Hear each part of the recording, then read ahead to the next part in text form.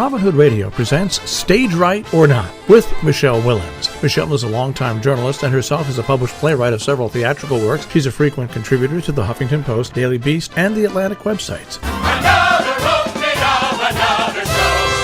Well, this week I saw a revival of a great musical, one that faces the challenge of feeling relevant in these he said, she said times. Then I saw a new musical about a very old form of music and a sort of new play by a long-time playwright. And finally, I saw a one-character piece that not only changes performers daily, but doesn't let them read the script until they step on stage. Yep, 4 shows. So let's start with the way back, Roundabout's revival of Cole Porter's Kiss Me Kate at Studio 54. This one, of course, centers on a turbulent on-again, off-again, will-it-be-on-again relationship. And it's based on Shakespeare's Taming of the Shrew. The draw in this production, dazzlingly directed by Scott Ellis, is Kelly O'Hara. She is brilliant as the diva Lily Vanessa, funny, sexy, in great soprano voice, and more than a match for her male counterpart, her ex-husband Frederick Graham, all oversized ego, wonderfully played by Will Chase. This is about as expert a production as I can imagine, in no small part due to the choreography of Warren Carlyle. Honest, if they hadn't restarted the dialogue, the audience might still be cheering a few of the numbers. None better than the Act 2 opener of Too Darn Hot. The whole cast is top-notch, though the third star has to be Corbin Bleu. I first saw this charismatic tapper in Holiday Inn, which was a mediocre show, but he was the one to remember. Now, Kiss Me Kate is filled with fun lines. There is a law against attempted murder, even in Baltimore. But it's mostly Cole Porter's lyrics that astound. And no, you don't have to brush up on your Shakespeare to follow. Puberty paired with shrewberty, what scandalous doings happening in the ruins. Oh, they go on forever. And even if you don't think you know the songs, you'll recognize every single one of them. Kiss Me Kate, as usual with Roundabout shows, is in a limited run, so I guess I should say run, don't walk. Meanwhile, more great choreography is happening at the Imperial Theater, where the latest jukebox musical has just opened. Ain't Too Proud, The Life and Times of the Temptations. Now, whether you were a diehard fan of the hugely successful Motown group or not, you will likely recognize all the songs here too, and find yourself tapping most of your appendages. The show started in Berkeley, then played in Los Angeles before hitting Broadway, where I would imagine it should have a pretty solid run. There have been countless jukeboxes since Mamma Mia and Jersey Boys. The latter sort of set the template, how the group came together, the inside battles, the defections, the replacements, the private lives sacrificed for public fame, and so on. Ain't Too Proud has them all, but despite the cookie-cutter predictability and its share of cliches, singing is going to be my salvation. The production is largely enjoyable from start to finish, and much of the credit goes to the choreography of Sergio Trujillo, who manages to combine the Motown moves of old with more contemporary ones that frankly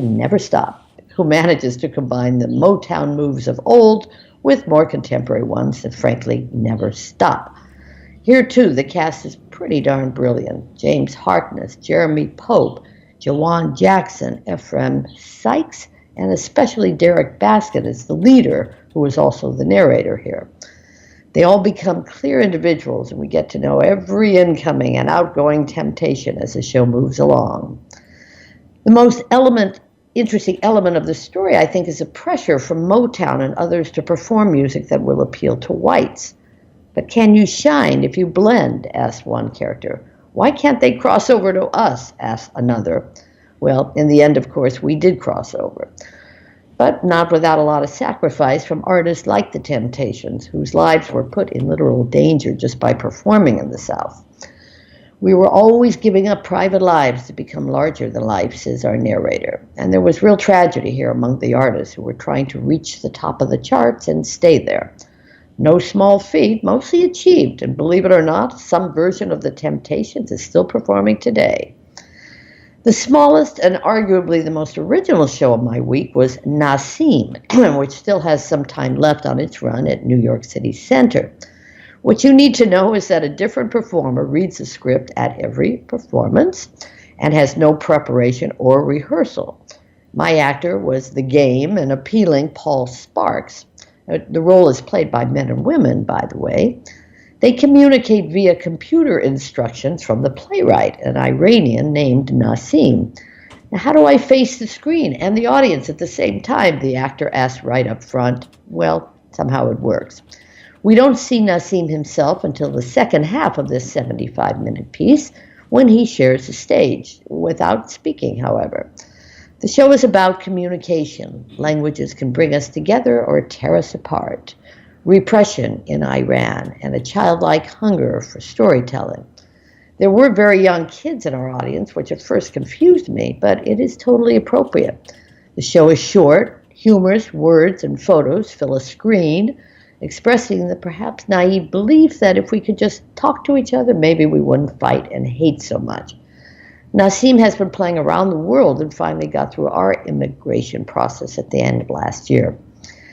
Now, the least memorable show of my week was Nantucket's Sleigh Ride, written by John Ware and playing at Lincoln Center's Mitzi Newhouse.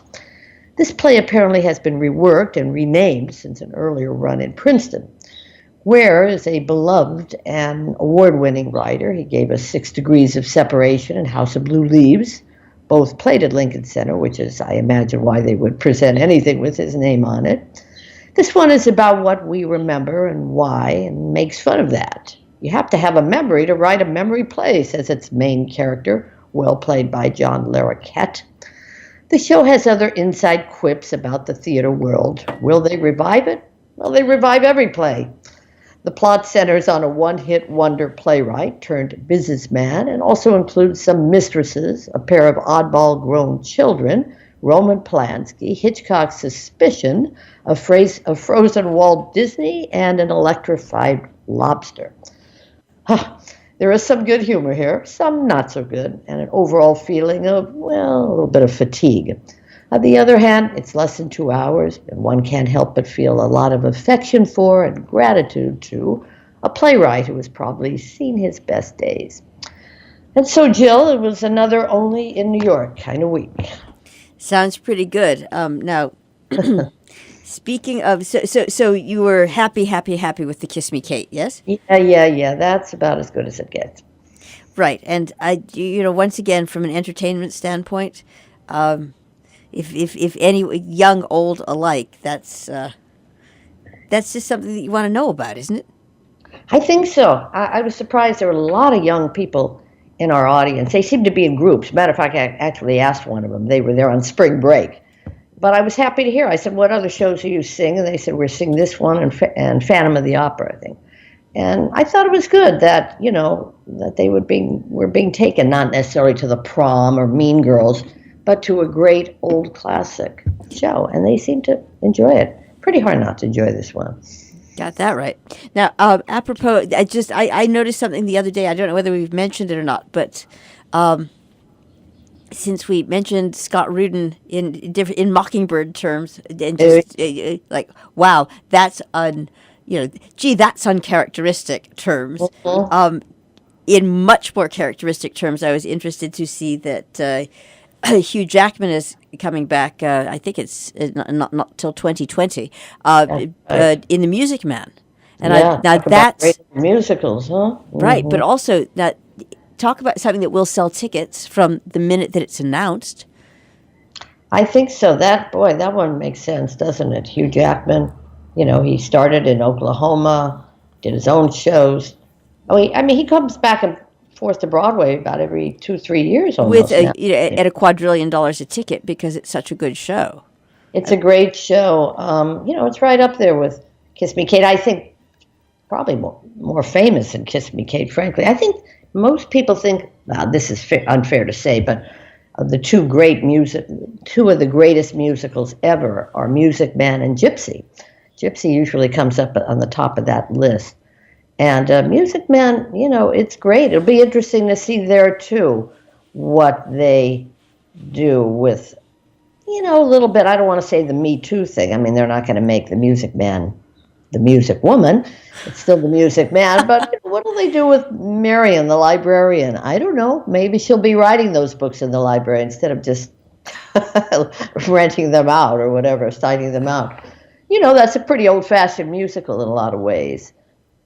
Kiss Me Kate had the perfect, it's all about banter between he said, she said, so that's made for these times we live in. And you mean Shakespeare was made for these times we live in? Yeah, there's a point at which you sort of have to go, all right, look, why don't we just dust this off and say this came from another era and perform the thing.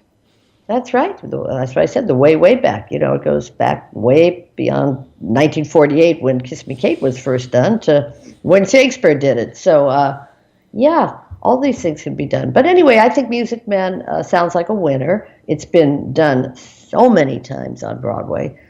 I can remember seeing it at least twice. The worst performance I ever saw of the Music Man was done at a private girls' middle school. Why they chose the Music Man, I have no idea. But practice. They'd probably have fun with that one now too. Anyway, yeah. And is Scott Rudin behind the Music Man? Is that why you brought that up? Yes. Oh, okay. I didn't even realize that. Well, that's I'm just saying that for characteristic, uncharacteristic. That would I would expect to go down the list of who's doing this, and that is what I would expect to see. And I'm just commenting that at least in this instance, the world is now revolving properly around on its axis. Yeah, and he likes. He did Carousel last year. He revived Carousel, which was not a success actually.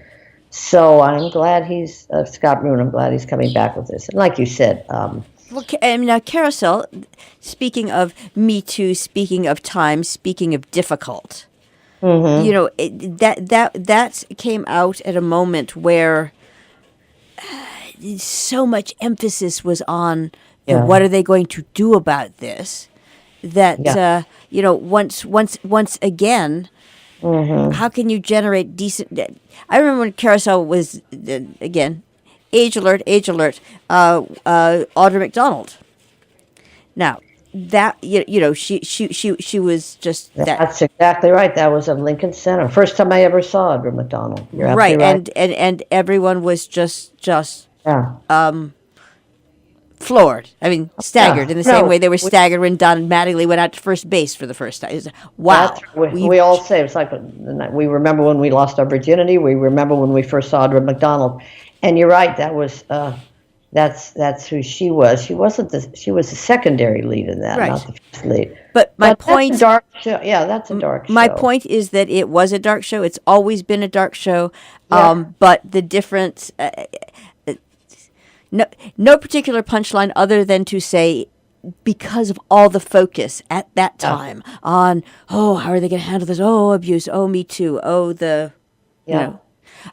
one made that got hot. Yeah, it changes the word of mouth. It changes the conversation, and I just all kinds of things you can do. Whether it's Eliza Doolittle storming off the stage when she used to just stand behind him at the end to fetch the slippers, to even the Kiss Me Kate. I have to go back and look at the stage directions. I don't know. At the end of this one, this is not a spoiler alert because it doesn't matter. I'm sure nobody even noticed. But she, as they exit, she opens the door for him. And I wonder if that was always the way it was done. Well, you'll have to check that, and then may I just recommend that everybody go see that Winslow boy again. And I'll leave it at that. Very good, and I'll do that. All right, so I'll see you next week with another quartet of shows. Stage Right or Not with Michele Willens, produced in the studios of Robin Hood Radio, robinhoodradio.com.